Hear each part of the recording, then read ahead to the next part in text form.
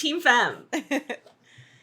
Hey, fam, another amazing guest for you today. We're just like super excited about all the guests this season. I mean, we say that every season, I know, but like, I feel like they just keep getting better and better. But we have another return guest today, actually. She was on our very first season, the episode about branding and marketing. And her name is Julie Haberstick.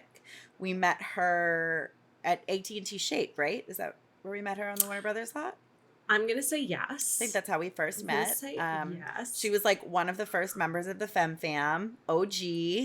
OG. Yeah. Yes. And she go ahead. And she ended up being like a consultant to us when we were first launching the podcast, and just such a great person to talk, because we were talking on our show about branding, and it's great to have people like her who understand that process and can be a really great guide. And we're just so grateful to her and to have her back on this episode to now talk more about her project, her latest project, which is it's a book. It's a book, but it's not like a narrative novel. It's I don't want to spoil it. She'll talk about it more, but it's basically about her journey. It's pretty fucking cool. That's what we're going to say. It's really cool, and it's about her journey, and it's super inspiring. It's called Coyote Gratitude, and she will explain to you where you can find it or you can pre-order it, and she even gave us a little code for you guys to get a great discount, so make sure you take advantage of that. Listen for the code at the end of the episode and how to order and everything. And yeah, we're just really excited, and I think this interview is super inspiring, and everybody can relate to it. I think it's so relatable. I think it touches on themes of self-discovery, grounding yourself and finding what you really value in life as an artist, as a filmmaker. That's so important. And this book was just another medium of her way of being a filmmaker. And I think it's so smart, and all her discoveries are just so brilliant, and I think you guys are going to get a lot from this episode. So enjoy.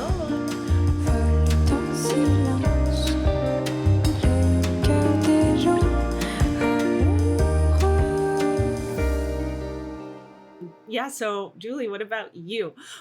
You went and lived in a van? Like, what happened? I'm sorry. I just like remember briefing the email. I'm like, okay, she like then chucked everything and went into a van and then lived life. Like, what? Back it up. What's the sitch? So what I did was I was dealing with, as we all do from time to time, just beating my head against the wall and felt like nothing was working. Like I was in a less than healthy relationship. I was feeling creatively unfulfilled. My work felt unfulfilling. I was feeling a real need for a sense of community. And no matter what I did, I just felt like I was hitting a brick wall. So what I did was throw my life into my car and just start driving. And I had just two plans.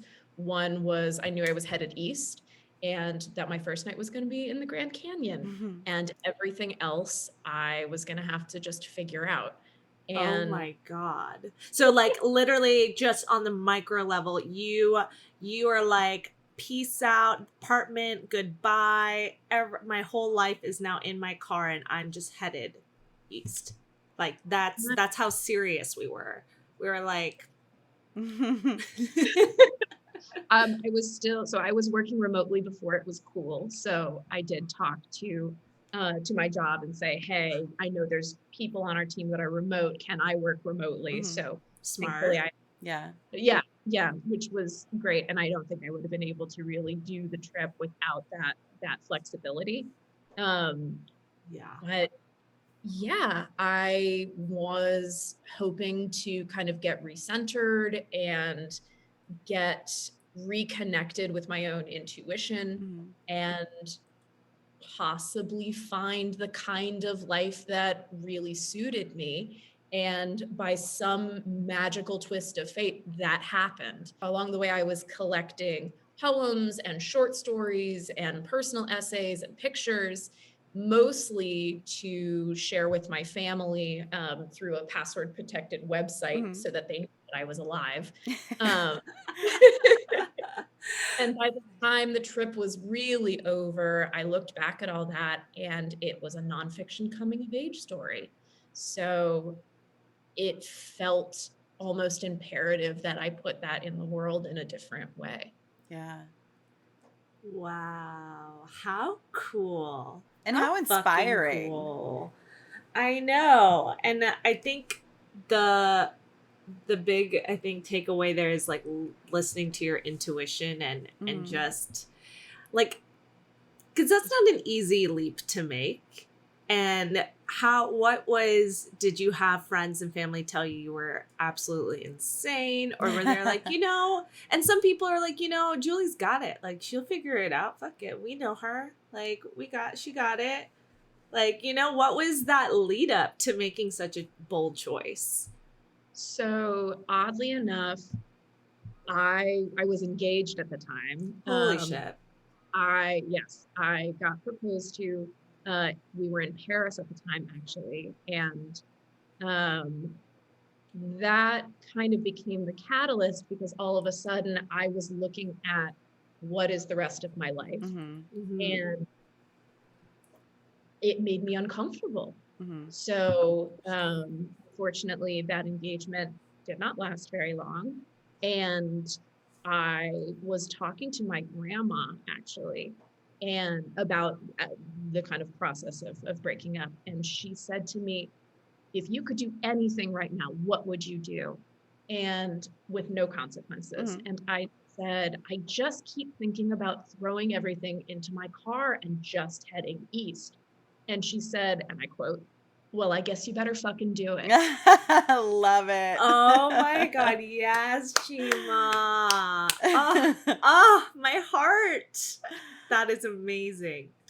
Yeah,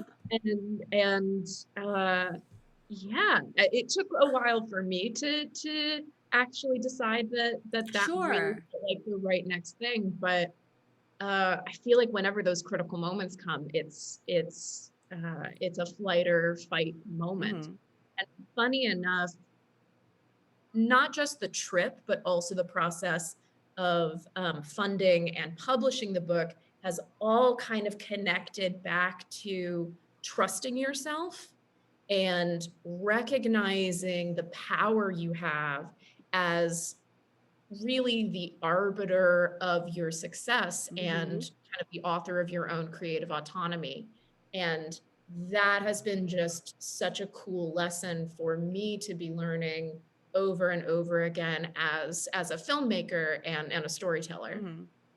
Yeah, I love that. I mean, it's such a unique experience, like obviously to physically go through all of that, but to mentally go through all of that, to, make the decision that I want to uproot and change everything, and then to follow through with it and to be brave enough to just, stick it out and do this whole new thing. Like that's a lot.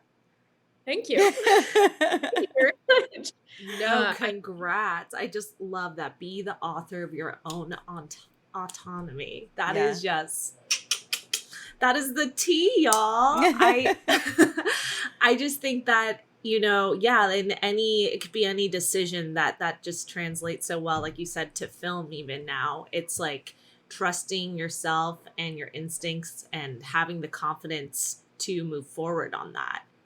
That's like, that is, and it's so hard. It can be very hard to trust yourself because it can seem kind of blind. Like you didn't know, you still didn't have all the answers. And I feel like I'm still like at a crossroads in so many ways. And it's like, fuck, I don't have the answers. But the thing is, like, the more you just keep rolling with it, things do become clear, I think. And so did you find that as you headed east, that there were just certain things that, like, talk to us like about what maybe led you to where you are today in that trip?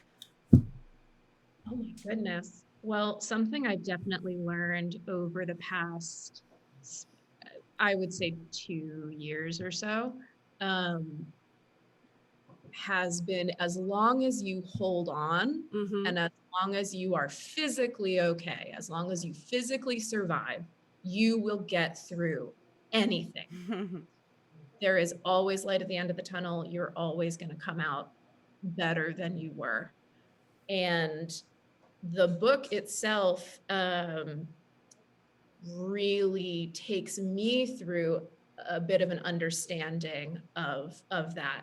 And it's really cool for me as an author, Mhm. if I kind of separate myself as the character, Yeah. to see the kind of evolution of this person. From, you can get this sense of this kind of questioning and feeling disconnected, or kind of not really stepping into her own power. And by the end, there's a whole different sense of command that just kind of naturally happens. Mm-hmm. And it's also interesting to see the different people I interacted with, um, and the different moments I had, how they very naturally add up to kind of a new understanding of the world and of my own identity, which is really just kind of wild to me. Yeah.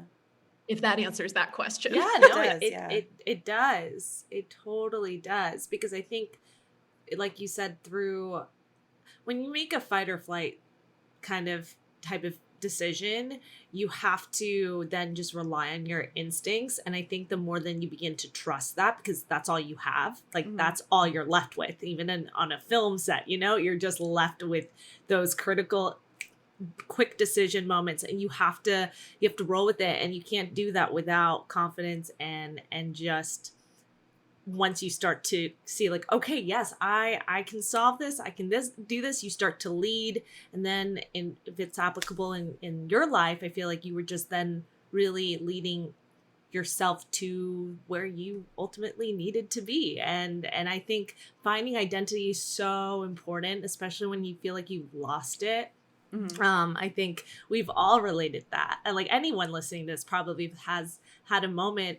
I know myself where I feel like I lost my sense of identity. And especially it was like a kind of crazy moment where I've had to feel like I had to like break chains, old chains, in all different kind of ways, respects, whether it was religion, relationships, friendships. And then you're like, okay, now who am I? Where am I? And where am I going? And I think we need to embrace those moments, because you can really like you said, hone in on who you are supposed to be and not supposed to be. I think you have always been the person you are. You know what I mean? Like she's there. She's always been there. But I think it's just like, and like it's an enlightenment and an enhancement in that way.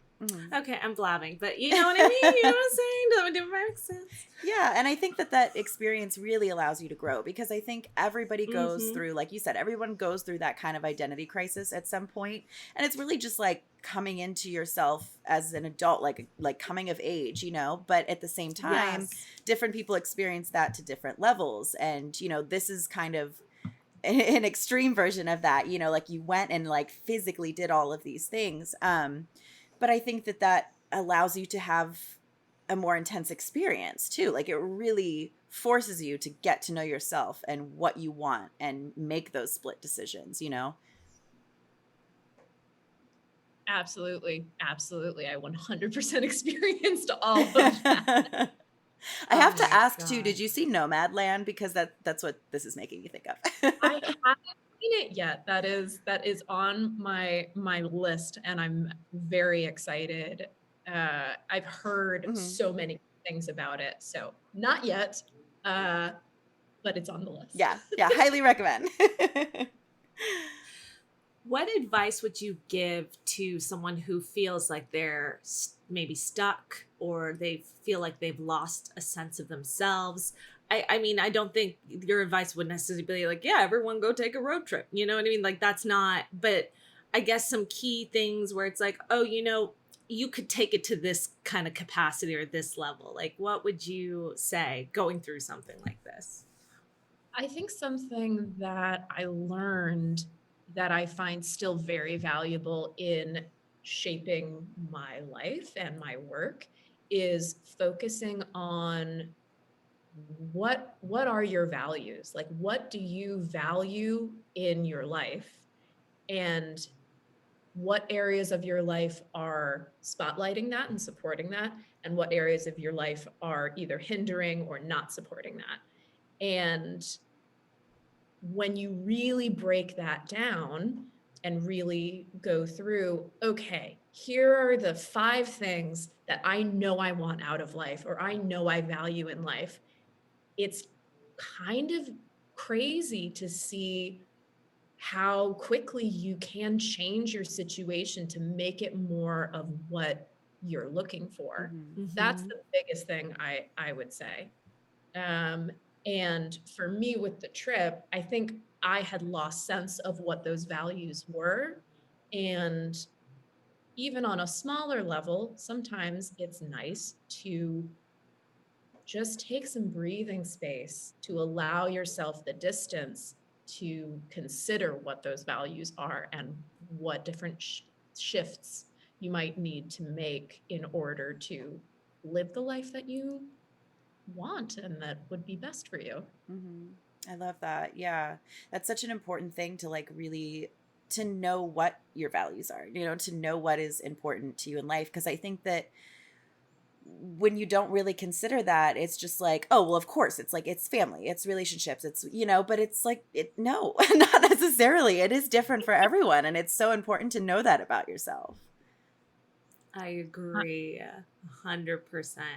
Because then you can, as you were saying, Julie, like kind of ground yourself in that, and then moving forward, protect it. Like you know what to kind of fight for. Sometimes you're fighting for the wrong things because of maybe what society is telling you. Like Tessa, you were just saying about family, friends. Like Yeah.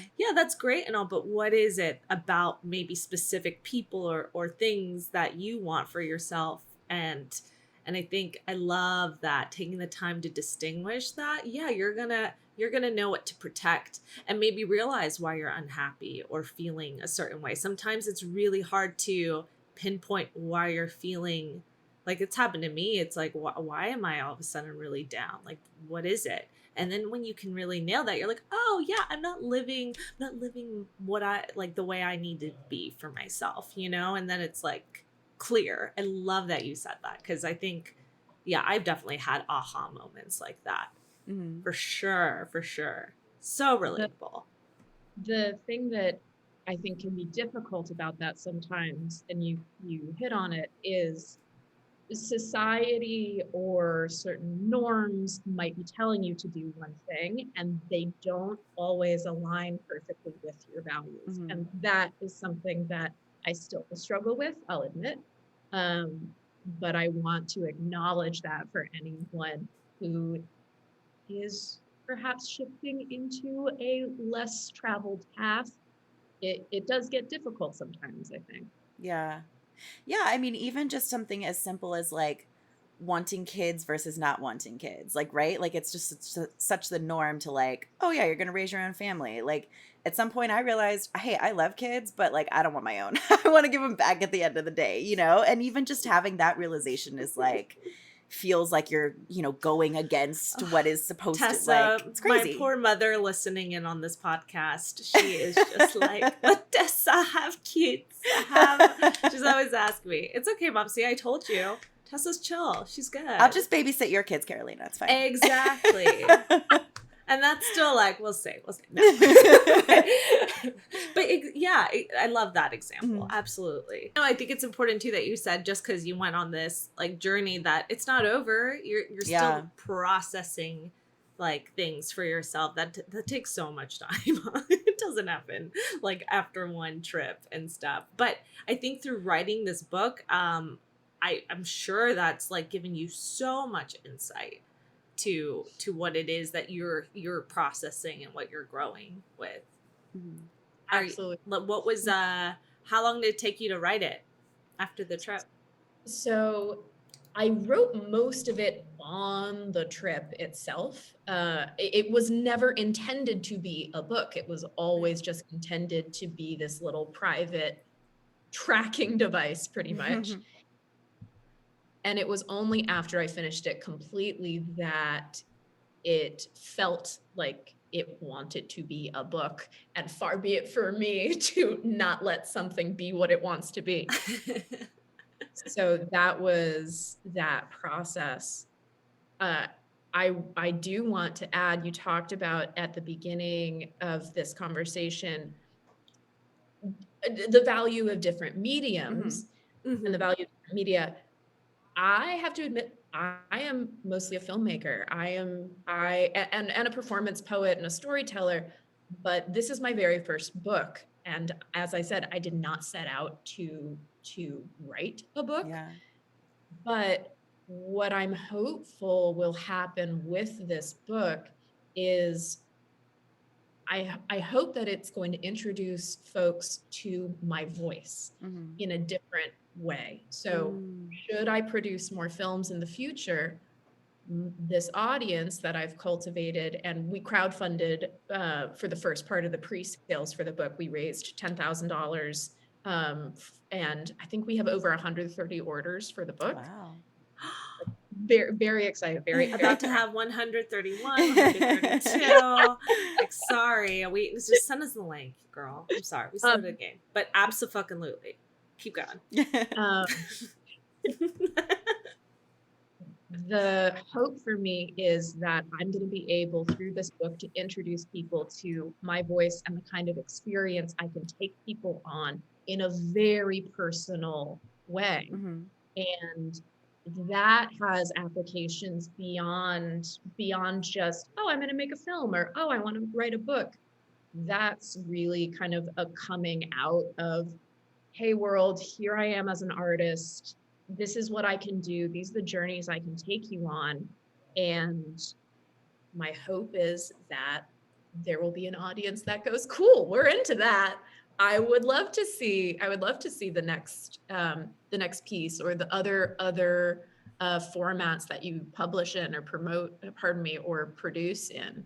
Yeah, I love that. I think that's so inspiring. It's like we're all creatives. And just because we found like our niche doesn't mean that there aren't other things we can do, you know? So that's a great reminder of like, try everything. Because you could find that filmmaking is your passion and you want it to be your career, but then like writing is your passion that's just a passion, you know, that isn't something you're pursuing, but you love. Like, who knows? You know, you won't know until you try. I think it's really cool, and I think what is really brilliant about that is kind of what you said about, introducing your audience to really your voice. And normally it's always been expressed through your filmmaking, but yes, like to piggyback on Tessa said, finding those other elements, it's like so um it's another way of doing that. And it makes me think of Whit Ingram that we had on the show. She's a writer and like writes a lot of screenplays, but then she found that if she writes really long social media posts, that's another way of telling her story. Mm-hmm. So it's like finding those ways, similar ways, if anyone's listening, like you can translate the same thing but on different mediums. It's like a wonderful way to reach more audience, like especially on social media or a book. So that's huge congrats, girl, on Yeah. like getting all the fundraising done, because that is not easy. We've talked to Mr. Corey McComb before, and he's an author and a friend to the show too, and shout out if you guys want to hear more writing, he's a great one. But it's just like it's not easy, but it is so cool to have like people give feedback or write. Did you work with an editor? Because I know he said he did, or this is solely Miss Julie doing it So all. I am working with an editor, which I think is essential. Mm-hmm. That said, I did have folks tell me in the beginning of this process, hey, why don't you go through a proper publisher? Why don't you try to get this published, through a larger publishing house? And this, for me, goes back to the creative autonomy piece for Mm-hmm. me. For this project specifically, because it is so personal and because it really is me, and I really wanted to be able to put my voice in its entirety into the world, I definitely still wanted to work with an editor who, can help me polish my voice. Mm-hmm. However, I didn't want to rely on a gatekeeper to tell me whether or not my story had validity, especially for a story that's told in kind of an alternative format. This isn't a novel. It's not for a new author. It's not something easily promoted because it's told through, it's all these small entries. It's browser history and poems and little thoughts and haikus. It's, to me, something I would love to read. I love things that are in that piecemeal format. Yeah. But as a new author, that's a hard sell, I think, for a publisher.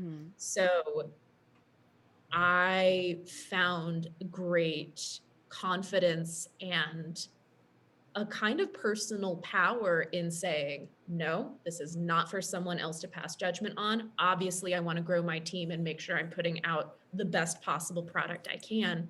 However, this is me, this is my story, and nobody gets to tell me that I don't get to put it into the world. Yeah. Amen. Get it. Hi, Geekscapists. The Geekscape podfather, Jonathan here. In May, we lost one of our own, longtime Geekscapist Christopher Ellis, who was a friend and a part of our geek community from the very beginning. Chris even met his wife Sarah through our podcast, and their 2015 wedding seemed like a giant Geekscape party. Chris's final weeks battling in the hospital shed light on a huge national problem. The COVID pandemic has almost completely depleted our national and local blood banks. These supplies are used by thousands of hospitals to provide life-saving treatments to patients or to buy enough time for loved ones just to say goodbye. So for the next month and beyond, we're going to do it big in Chris's memory and do some good in the process. We're throwing a blood drive. Visit www.aabb.org to find a donation center near you, or visit other blood and platelet donation centers like the Red Cross. And let's make things interesting. For the next month, take a selfie of yourself donating with the hashtag GeekscapeGives and tag your favorite Geekscape podcast. We'll pick some charitable Geekscapists to send prizes to, and the podcast that gets mentioned the most will also get some cool rewards. I should actually cancel the podcast that gets mentioned the least. Can I do that? Whatever. The point is, go out there and donate some blood, tag a selfie of yourself doing it with the hashtag GeekscapeGives, and get others to do the same. We couldn't save our friend Chris, but we can do a whole lot of good in his name. Geekscape forever!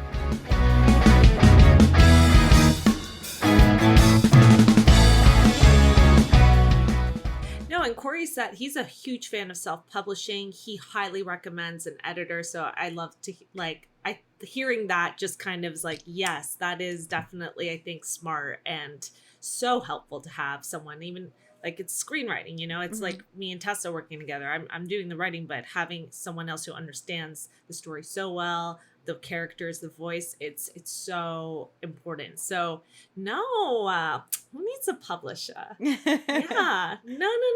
You don't need one. No. It's and it can be like really like expensive, much more expensive to put out. Like sometimes I think you have to maybe put out more for production, a lot more money versus just sending it off, you know, on your own with the sales that you get. What's it called? Like almost like a drop shipping way versus having to spend for so X amount of production. Like just doesn't make sense sometimes.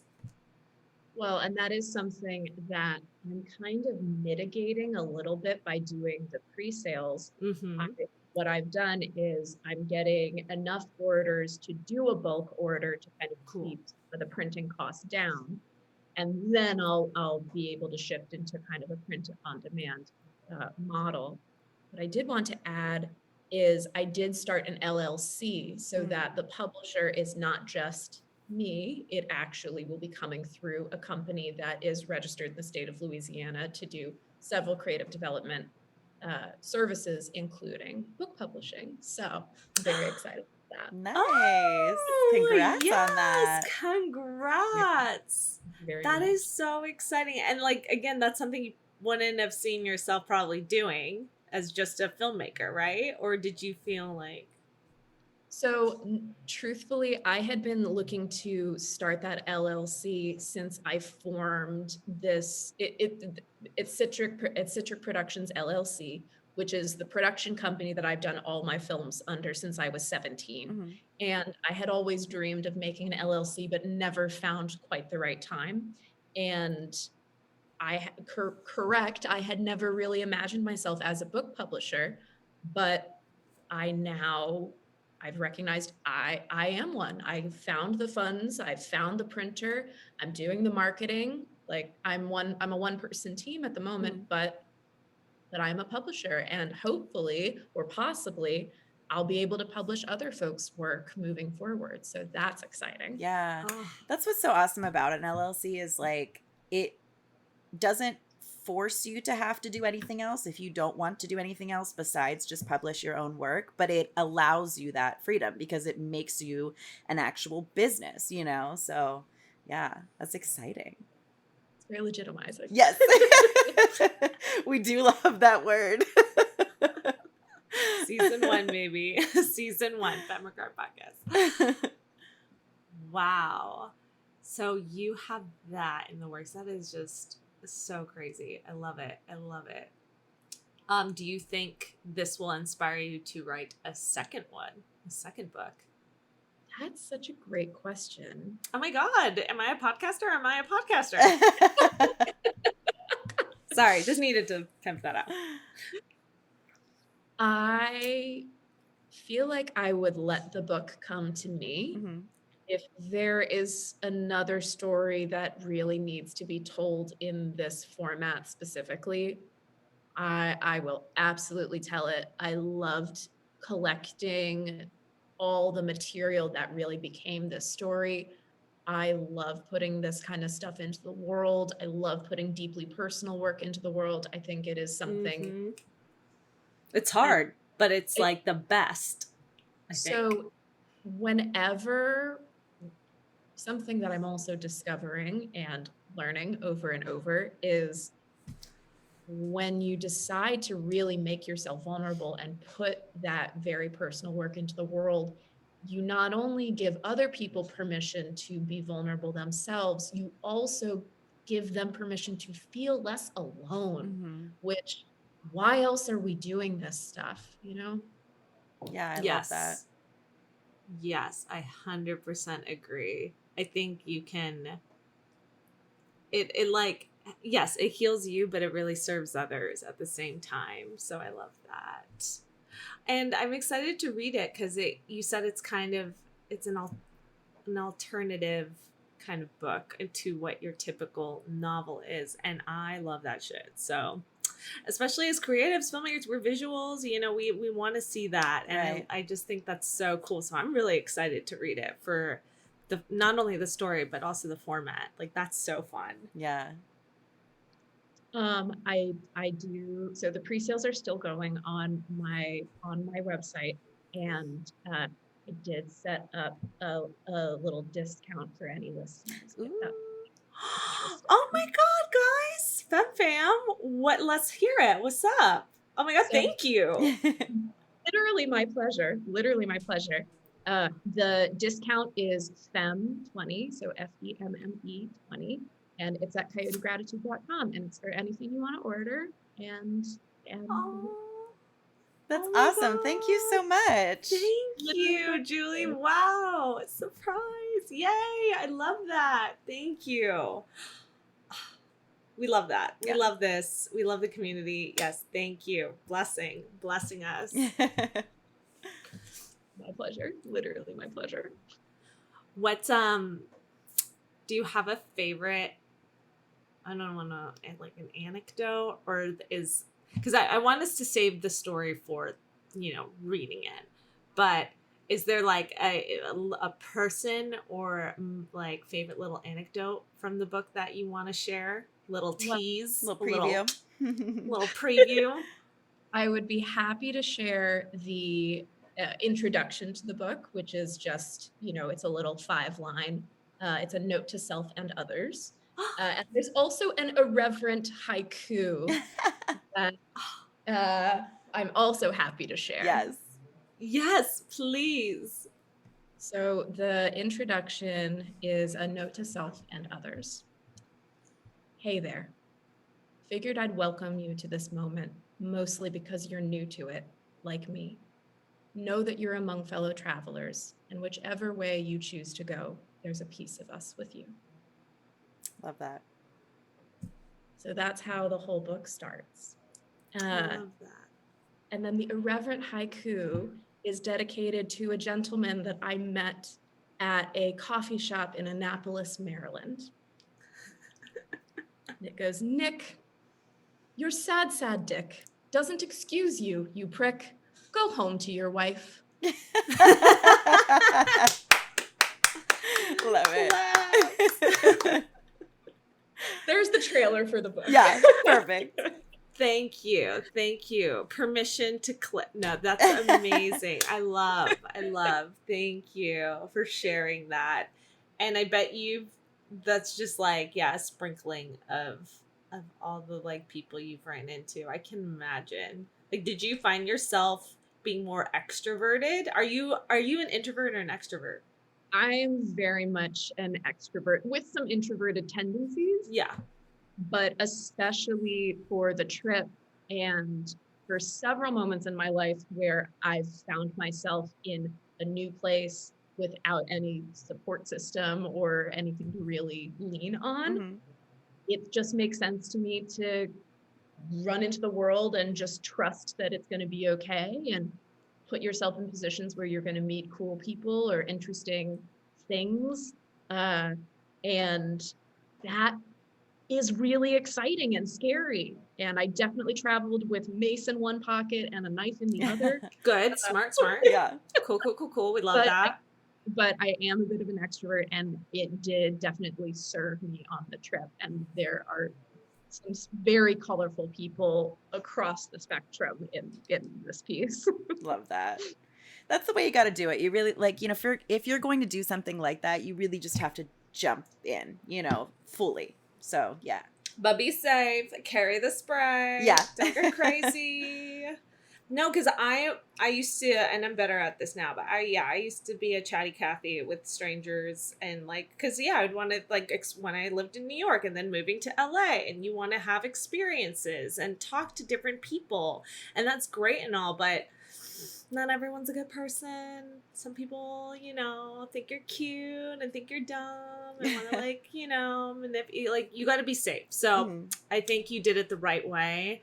And I love that you kept that openness, because you never want to be that's something sometimes that do you feel like I had a friend leave LA recently, and one of the things he said was that there was like a lost sense of like that small town community, I guess, because we are such a big city that sometimes we don't take as much time here to say hi to one another or to really have that whole, like, I would say singularly for the film community, love LA. It's great. We all know our people, you know, it's a kind of small network thing. Love that. But I do think like in a greater sense, like as a full community, it's not really there. We're not here to like really say hi or cheer each other on. Yeah. You know, it's more like I'm walking my dog here, except in an LA way, like, excuse me, I'm walking my dog. Can you move? Like, you know what I mean? So like, do you feel that are you in Louisiana right now? In New Orleans. I'm based in New Orleans. Yeah. New Orleans. Okay. Like, is that something that you feel like you're experiencing there versus here? And that's maybe another reason why you left? Like, is there, community. Talk to us. So something that I realized about Los Angeles that is something I love about Los Angeles, but also something that I think can be difficult, is a lot of folks, or most of the people who moved to Los Angeles to pursue their dreams. And that's amazing. That means that LA is a town of people who are go-getters and ambitious and creative and interesting, and that's amazing. But when you have a culture of people who are really in a space simply to pursue their own dreams, it doesn't leave as much space for that different kind of very open kind of community building that would be in more of a classic sense. Yeah. And that's just a different way to live. And in New Orleans, you're always going to be able to find ambitious people and people who are pursuing their dreams wherever you go. But there is definitely a different culture of community, and you can have a proper conversation with someone at the grocery store and you say hello to people on the sidewalk. which is, it seems so simple, but it is a big shift. And it is something that I definitely value about this part of the world. Mm-hmm. That's so cool. That's so cool. That's what I like always I think about those things and why maybe some people like just want to have that, like get rooted back in that, and that's why they leave sometimes. So that's why I felt to ask if that's like another thing that kind of planted you there versus coming back here, because there's pros and cons in that sense. I will add that before the pandemic hit, the plan was always to be bicoastal. So my hope, especially as things open up, is that I'll have my home base in New Orleans. The rent is cheaper. I love my apartment. I have a puppy. Aww. But at at least a few months out of the year, I'll be able to go to Los Angeles to, maintain some contacts, do a little more work, and make sure that that part of my life is still fruitful and operating the way I want it to. Mm-hmm. Love Republic of Pie with Femme Girls. Check. Guys, that's like where we first met and would have our first little podcast meetings. Julie was just such a great consultant in helping us create what we wanted to really do with the podcast. She was a great voice and really consulted us over pie. So, because duh. So yes, you have to let us know. And I love that. I feel like you're really making that dream a reality in that sense. And I love that, because I would love to be bi-coastal too, for New York, Jersey, to go back and forth and for projects. Like I want to not just go back for family, but do some work there. So putting that out there too. And it's just a wonderful thing. I know blessings manifest. Yeah, I mean, and this is proof that you can do it. Like you did it. So it's proof, for anybody that's scared or doesn't know if they can pull it off. Like you can. And certain, I think, leaps do take time. Mm-hmm. And if you feel like you need that shift, I mean, tell me if I'm wrong, but sometimes it is I don't know if it's always better to just grow with it. Like sometimes it doesn't hurt to mediate, not like in a complacent way, but just really know like when, okay, I got to do this like now, or to sometimes sit and I guess question. Maybe it's when you don't really know what you want 100%, that I don't know. Maybe I'm not asking the right question there, but I found that sometimes me being patient in uncomfortable situations had led me to a better understanding and reasoning, but eventually you do have to go and do it. Mm-hmm. So I don't know. Maturity, time. Like I feel like I couldn't just do everything I wanted when I was like 21. That to where I am today. And I'm like, cool, I feel like I'm more empowered and like I've talked to more people and understood myself better. Does that make sense? Absolutely. I'll add to that. As long as you're listening to yourself and really figuring out the crux of where those thoughts are coming from and what your options are, like you know when it's time, when it's like, hey, this is rough, but I just have to stick it out. You know in your gut. And then there's other times where you've been sticking it out for a while, you've tried your best, or it just doesn't feel right. And when it just doesn't feel right, you also know, hey, this is scary, but I know I need to move towards it. Mm-hmm. So as long as you're listening to yourself on that level, you can't go wrong. Yeah. That is perfectly said.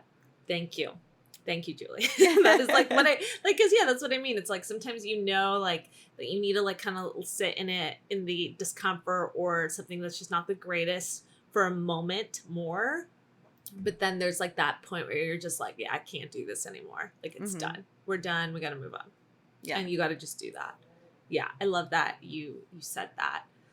Yeah, I think that's like a great message to kind of leave our listeners with. But before we wrap up, reminder, listeners, there's that code in there, FEM20. Go order the book. You said the website's just coyotegratitude.com. Awesome. Yes. And then if you love that name, by the way. Coyote Gratitude. Love. Just had to shout that out. That's awesome. Yeah. Where did that name come from? So there's an entry in the book that fully explains it. Okay. But I will high level. A coyote is a symbolism of, a coyote is the symbol of when you've lost your way, that answers come from unexpected places. And there's an entry that involves some roadkill and some gratitude. And there we have Coyote Gratitude. Nice. Love it. Yes, I love it. I can't wait to read it. Yeah. And is there anything else you want to share with our listeners as far as like any social media or anything along those lines? If you would like to follow me on Instagram, you are more than welcome. My handle is JHStick, as in Julie Haberstick. And coyotegratitude.com will actually redirect you to a juliehaberstick.com website, which is where you'll be able to find the book. And I've got all sorts of information there. And I guess I'll just say thank you very much. That's awesome. Thank you, God, Julie. This was babe. great. It's been so great to like reconnect with you too and catch up on everything. Yeah. You are glowing. I just Because I'm like, sitting in front of a window. yeah, I love that natural sunlight. Thanks for listening to FemmeRegard Podcast. If you like what you hear, tune in every Friday for more tips on the filmmaking business and insightful conversations with industry professionals. We can only grow with your support, so please subscribe, share, rate, and review. You can also join the Fem Fam on Patreon. For more on us, check us out at FemmeRegard.com.